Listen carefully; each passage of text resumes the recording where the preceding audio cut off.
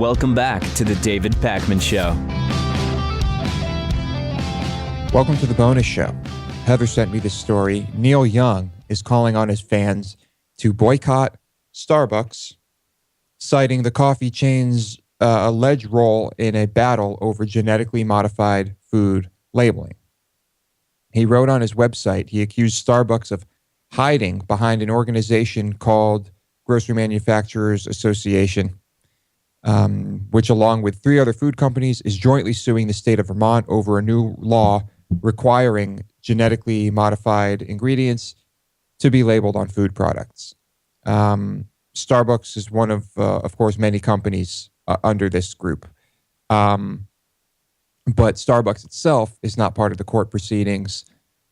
Starbucks has been basically trying to not take a stance on this and stay out of the light. But it seems like, at least according to Neil Young, that they are falling on one side of this debate. And how much sway here is Neil Young going to have over his fans and over Starbucks? Yeah, I don't know what the overlap is. If we imagine the Venn diagram of Neil Young fans and Starbucks goers, there's probably some overlap there. I try to avoid Starbucks, but I will actually go to Starbucks in certain scenarios. If I'm traveling somewhere and there is not a local coffee shop and I need Wi-Fi for doing something on my laptop, I am willing to go into a Starbucks and buy a drink and consider it kind of what it costs to use their free Wi-Fi to do some work. But here in New York City, even though there are, I would guess hundreds and hundreds, maybe there's 1,000 Starbucks here. I really have no idea. Within 3 blocks of my apartment, there are 3 Starbucks. To give you a sense, I opt for patronizing the, I hope I'm using that correctly, being a patron of local coffee shops whenever I can. So I don't really endorse people going to Starbucks when there are local alternatives, but it's certainly, let me put it this way, I'd go to Starbucks way before I'd ever go to a Walmart. Some Walmarts have Starbucks. There you go. Imagine that. There's a Target right near me that has a Starbucks in it, and it's usually pretty busy.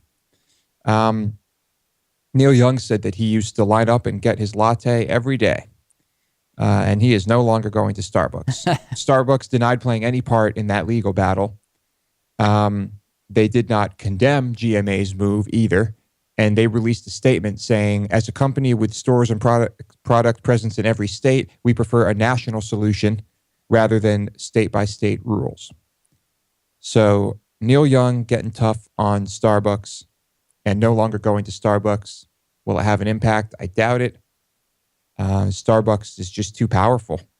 They're a juggernaut. And it seems like they do not want GMO labeling. So you know what? This makes me not want to go to Starbucks either. I think I might listen to Neil Young on this one. But I didn't know you regularly went to Starbucks. I wouldn't say regularly. When I have to get up early to go work the Pats game, or I just want a little boost, the closest coffee place to me is a Starbucks, and I can get in and out real quick. And I know their hours. They're pretty much always available. And it's just much easier than trying to find a different one downtown with the parking and the walking and it's not easy. Thank you. Yeah. All right. Maybe I won't go to Starbucks anymore. We'll see. No promises. The Philae lander has gone into hibernation after sending its last transmissions.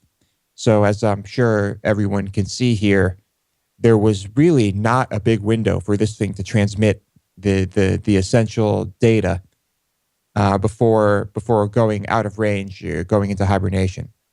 And they hope that next year they will be able to have more data transmitted around this same time. And it's pretty amazing. But they are claiming that they did send out the necessary data, the data that they wanted. The thing drilled into the comet, and it got temperature readings and all sorts of other stuff, soil sample to analyze, and that this information we will be receiving shortly. But that's pretty much it. And I'm sure things could go wrong. and we may never hear from this again. Well, just the experience of the landing itself, even if we weren't able to get any information, was worthwhile, I would argue. Now, this has been like a decade-long trip, of course. So Yeah. you have to think, you finally land it, and now you're basically done for at least a year if you can then get this thing out of hibernation. But the fact that I think it's already a huge accomplishment. I think the amount that has been learned by this is just staggering. The European Space Agency declared the mission objectives complete. And that is great. I am curious to see what this information looks like once we get it. But it has been a success. And considering how long this took and how much can go wrong, I don't think we will be seeing the resource drilling on comets or asteroids in our lifetime. That probably will not be happening. But I don't know that I agree with you. Never know. I think things could advance quite quickly, and we might see that. All right. I'm going to say that it will not happen. A gentleman's bet, David, right? Well, I'm not betting that it will. I'm just saying I wouldn't be surprised like you claim you would be. Let's make this interesting. Just bet me. Okay, I bet you it'll happen. By the time we're what, 70? Sure. Okay, 70. That's good. It's on. No money involved, though.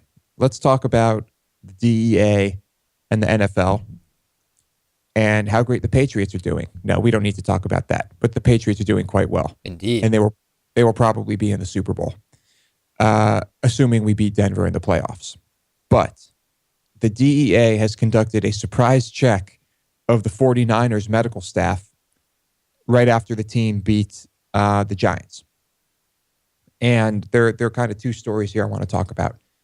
This is the first one where these federal agents showed up unannounced and just started checking NFL team staff and looking for, I guess, what would be prescription narcotics, but prescription narcotics that are illegal or not properly handled and things of that nature. And it seems like in the case of the 49ers, it seems like they didn't find anything that was cause for alarm, or perhaps they just didn't find what they were looking for. But this is, I guess, part of a bigger investigation into these the team medical staff handing out, what I would assume be handing out drugs illegally. And I assume that we're talking about painkillers here, perhaps steroids, other things that would, I don't know, just help players play despite injuries and things like that. First, what are your thoughts on this? I don't understand why it would be necessary. The team has a medical staff. They can write prescriptions. You could write like a bogus prescription, right? In the sense that you write a prescription for someone who doesn't really need it.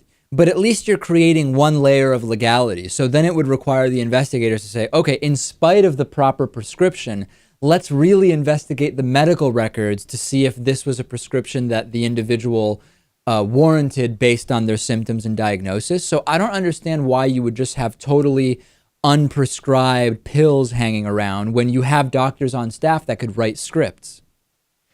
And yes, it seems like there could be some gray area there with what's going on with the prescriptions and the drugs being handed out. Now, simultaneously to this, there is a class action lawsuit against the NFL by former 49ers player Jeremy Newberry and many other football players.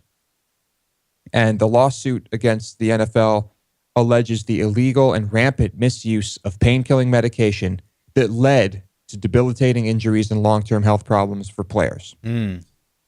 Okay. Hundreds of players, I guess, are involved in this suit. And I mean, I understand this. You've got players who are in pain. They're competitive guys. Presumably they want to play and make a difference for their team. They want to win. And the doctors are prescribing this stuff. They take it willingly. But I don't know. What happens if they say no? What happens if they say, you know what? I'm not comfortable with this knee injury. I don't want to take anything. I don't think I should play this week. What happens if your star running back says that to you? Clearly, these teams are driven by profits, and that's with an F, not a PH. So what will be the outcome of this? I mean, if these players were taking this stuff because they wanted to get out on the field and play, and later end up with these long-term injuries, health problems, debilitating injuries, is it really the fault of the medical staff or the teams? I don't know. I mean, you'd have to show, you could definitely make a legal case that because of the power dynamic within the team and how the contract was written and the expectation and the potential loss of income, you could make a legal case. I'm confident a good lawyer could make the case that while the player could have physically denied the acceptance of these medications, that the situation at large did not really make that a practical decision to make for the player unilaterally. I don't really know. I mean, I really do feel like we'll have to see what the evidence of the case and what the facts of the case are to make that assessment. Now, you've got team doctors, right? You have team doctors, and in certain situations with concussions and other things like that, there are independent doctors and professionals who must clear players for play, and that makes sense. But I think here we're clearly just talking about the team's doctors, and staff, and so of course, management is probably saying, give these players whatever they need to deal with the pain. If doctors and staff are telling players that you'll be fine, this isn't a big deal, it just hurts, but you're okay, just take some of this and it will help, and that's not really the truth, then yes, clearly we have an issue here. John Madden commented on the pain-killing drug culture in the NFL, and oh boy, if it was happening when he was playing and coaching, then it's definitely happening now. And that's pretty much what's going on here. This is in the early stages, so we'll see what happens. Yeah, I'm curious to see what the case ultimately ends up being. Yeah, might be interesting to talk to Dave Zirin about this one. Yeah, that could be a good one. But we'll follow it. This kind of reminds me of The Wrestler. Have you seen The Wrestler, the movie? I haven't seen it, no, but I've heard that it's phenomenal. Gotta watch that.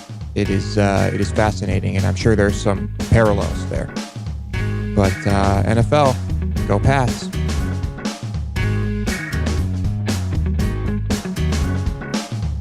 The David Pakman Show at davidpakman.com.